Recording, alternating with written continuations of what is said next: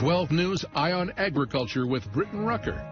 Kansas farmers are raising the alarm over proposed trade tariffs that could shake up the ag industry. How it could affect Kansas agriculture just ahead.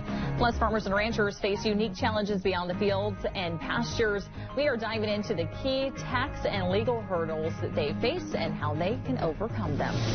Good evening and welcome to Eye on Agriculture. I'm Britton Rucker. A lot of you camped out in the winter and remember this scene right here. It was around this time last year that the state was blanketed with snow. But million-dollar question, what will winter look like this year? Let's get over to Storm Team 12 Chief Meteorologist Ross Jansen to take a look at the winter ahead.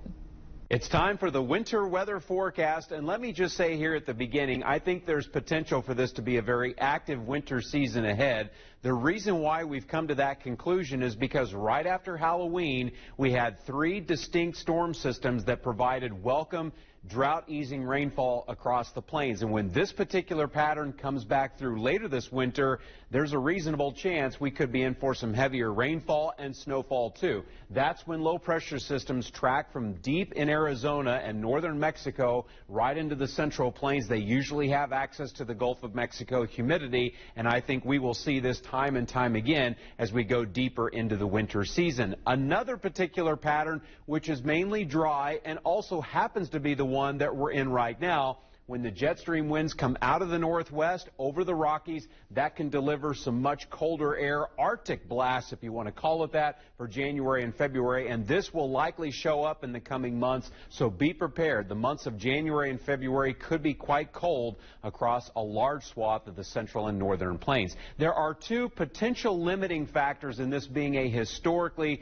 snowy season, and that would be the developing La Nina. That's the colder water along the equator in the Pacific. Kansas doesn't normally get significant snowfall when we have a developing La Nina. The other wild card is the Gulf of Mexico, still unseasonably warm, 76 to 80 degree water temperatures. We don't know exactly how that's going to play into the overall snowfall that we'll see this winter season, but when all is said and done, we do feel like there's a reasonable chance that western Kansas will wind up with 20 to 25 inches of snow. Drought conditions will remain, but should get a little bit better. 20 to 25 inches of snow for southwest Kansas, central Kansas, 15 to 20 inches of snow with some improvement in the drought. And for Wichita, I'll say 14.2 inches of snow. How do we get there? Well, if you take the average of what all of our meteorologists, part of Storm Team 12, are predicting for the winter season, that's where we get to, yes, 14.2 inches of snow. As for May's prediction of snowfall, she's going with 2.5 feet of snow this winter. Proposed trade tariffs under new leadership raising concerns across Kansas agriculture. Plans include taxes up to 25% on goods from Mexico and 60% on Chinese imports. And that's sparking fears of retaliation that could reduce demand for U.S. exports for key crops like soybeans, corn, and wheat. Those are all at risk with oversupply and falling prices looming.